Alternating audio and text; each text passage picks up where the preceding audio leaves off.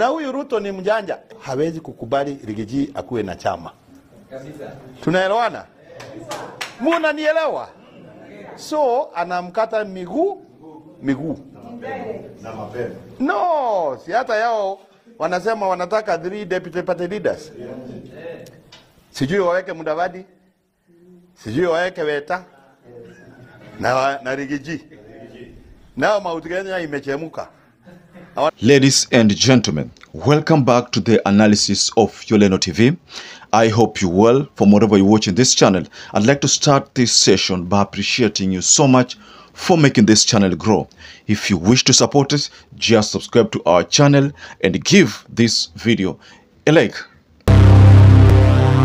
You remember that recently Jubilee have been on a charm offensive trying to woo back those voters or those people who decamped to UDA. There has been the common notion that UDA might not survive. Why? Simply because of the history of other parties which presidents have used to propel them to power.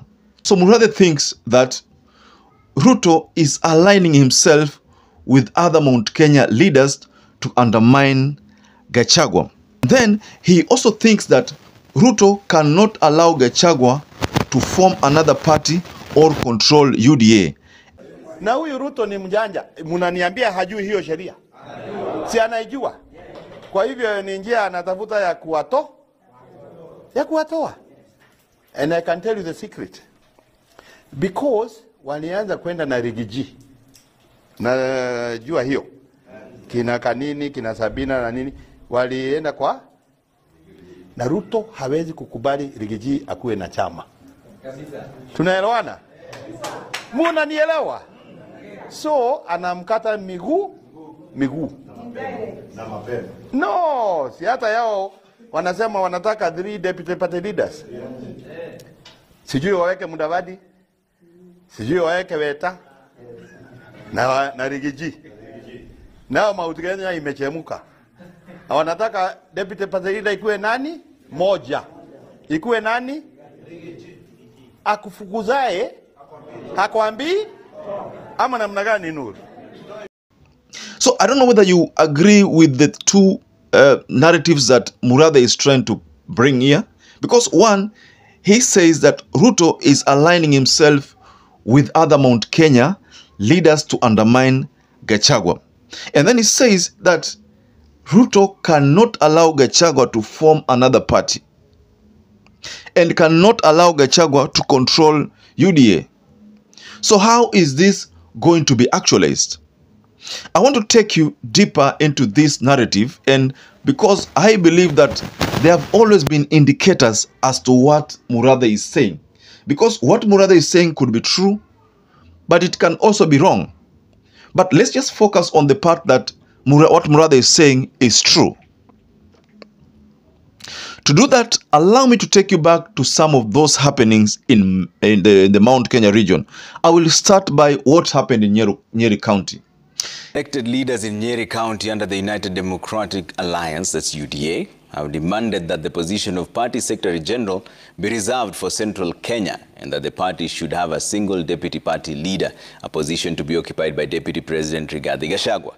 And if you remember, KAHIGA, the governor of NYERI County, there is a time he brought leaders of the NYERI County together and decided to castigate the UDA party, especially Malala. And he said that they cannot allow the plan to have 2 deputies in UDA. The idea behind having 2 deputies in UDA was to make Gachagua weak. So if that was the point, then MURATHE could be telling the truth. Because this was evidence in that remark by the NYERI County governor when he said that hatutakubali kuwe na 2 deputies party leaders. We want to have 1 party leader who is Ruto and 1 deputy party leader. The rest can take all other positions. But there must be a party leader and a deputy party leader. The rest can be whatever they want to be. And we are demanding that as members of UDA. We have 1 party leader, and so importantly also to have 1 deputy party leader. Na sio ni ukweli? Kama party leader ni mmoja, deputy wake anakuwa chama ya UDA ikae ikiwa ya UDA. Na wale wengine wenye machama ndogo ndogo waingie kwa hii chama kubwa ya UDA. So on to that other fact, because again, this fact that Ruto is aligning himself with other Mount Kenya leaders, you know, to undermine Gachagua. This could also be true. Let's just take, for example, how Kimani Chunga behaves. When Gachagua said that hii mambo ya audit atutaki, atutaki, Kimani Chunga in one of those bomber stock sittings said, achana na hao watu wanaeneza propaganda kwa village politics. You know, that was an undermining remark targeted at Gachagua. Because Kimani Chunga literally said something that was conforming with what Ruto wanted. What Ruto wanted was to have this bipartisan talk iendelee, but Gachagua didn't want. So Kimani Chunga pushed for it, and that was enough indication that Ruto is actually controlling the things here. Also, the remark by Moses Kuria some times back, ile statement alipost kwa tweet, the moment Gachagua castigated Kimani Chunga, Moses Kuria's remarks, aliposema ile kwamba kama mafuta imepanda, sutengeneze tanki yako, sutengeneze kisima yako. You remember that that narrative? You remember that utterance? So that utterance led Gachagua to attack Moses Kuria directly. Then Moses Kuria attacked Gachagua directly and literally tried to say that he is not the boss. So all these things are pointing to what MURATHE is saying. But then also, there is the history of presidents or parties that presidents have used to ascend to power. I want to take you back to Kibaki, because the only person who was in power for long in one party, alikuwa ni Moi. But let's go to Kibaki 2002 elections. Kibaki took over the leadership under NAC. NAC was just, NYERI was a coalition, but Kibaki was in DP. In DP, was the party leader of DP. When it reached 2007, he opted for a different vehicle because NAC was not enjoying popularity. So Kibaki didn't support NAC again. He ended up vying on a PNU. So let's go to Uhuru Muigai Kenyatta. Uhuru also vied under Jubilee Alliance, but he was under TNA. Yeah? And then there was URP, or for William Samoei Ruto. You remember the history. Then there was Farasi, there was other small parties that formed Jubilee Alliance. So in 2017, TNA URP zili collapse. Then there was Jubilee Party. Ruto vied on a UDA, but let's just say Kenya Kwanza, on a Kenya Kwanza ticket, but on a UDA, because if you looked at the ballot papers, it was not indicating, it was indicating UDA. So we can say that he is a president under UDA.